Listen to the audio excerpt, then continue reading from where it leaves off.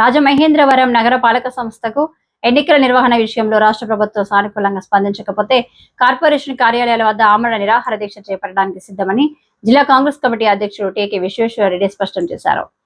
స్థానిక Gokavaram bus stand Rajamahendra degree కళాశాలలో సోమవారం ఆయన మీడియాతో మాట్లాడుతూ కార్పొరేషన్ కు ఎన్నికలు జరగకపోతే పాలకవర్గం ఉండదని, దానివల్ల వచ్చే ఏడాదిలో జరిగే గోదావరి పుష్కరాలపై ప్రభావం పడుతుందన్నారు.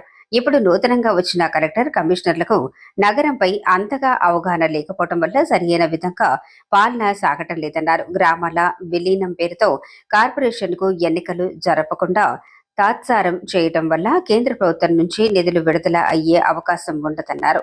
దీన్ని దృష్టిలో పెట్టుకుని విలీనం చేయాలనుకున్న గ్రామాలను కార్పొరేషన్లు కలిపేసి వెంటనే ఎన్నికలు జరిపించేలా నోటిఫికేషన్ విడుదల చేయాలని డిమాండ్ చేశారు. ఎన్నికలపై స్పష్టత ఇవ్వకపోతే కార్పొరేషన్ వద్ద ఆమరణ దీక్ష చేపడతామని టీకే హెచ్చరించారు. చాలా దరిద్రమైన పరిస్థితులు ఇవాళ రాజమండ్రి కార్పొరేషన్ ఉంది. కమిషనర్ వచ్చాడు, ఆయన కొత్త, ఏం తెలీదు. కలెక్టర్ వచ్చింది, ఆ అమ్మాయికి కొత్త, అమ్మాయికి ఏం తెలీదు.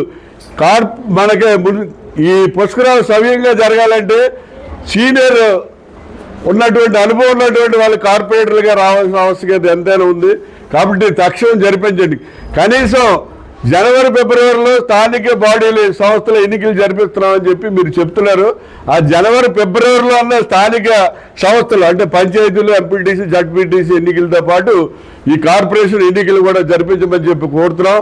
మీరు కనుక ఈ ఎన్నికలు జరిపించకపోతే గతంలో నేను ఏ రకంగా అయితే నిరవధిక నిరాహార దీక్ష 46 రోజులు చేసి ఈ రాజమండ్రిలో గోదావరి మురికి నీటి శుద్ధి కోసం నరేంద్ర మోడీ గారు 54 కోట్లు, జగన్ గారు 34 కోట్లు, మున్సిపాలిటీ వాళ్ళు 7 కోట్లు ఇచ్చి 95 కోట్లతో మురుగునీటి శుద్ధి కర్మాగారం కట్టడానికి మరి సక్సెస్ సాధించాము. అదేవిధంగా ఈ కార్పొరేషన్ ఎన్నికలు కూడా జరిపించాలనే విషయం మీద ప్రజలందరితోటి తిరుగుబాటు చేయించి సక్సెస్ అవుతామని చెప్పి మీ సందర్భంగా చెబుతూ, మీరు కనుక ఈ స్థానిక సంస్థలతో పాటు అంటే జనవరి, ఫిబ్రవరిలో జరిగే పంచాయతీ, ఎంపీటీసీ, జడ్పీటీసీ ఎన్నికలతో పాటు కార్పొరేషన్ ఎన్నికలు జరిపించకపోతే ఈ రాజమండ్రి కార్పొరేషన్ ఎదురుగా నేను నిరవధిక నిరాహార దీక్ష చేస్తానని చెప్పి ఈ సందర్భంగా చెప్తున్నాను.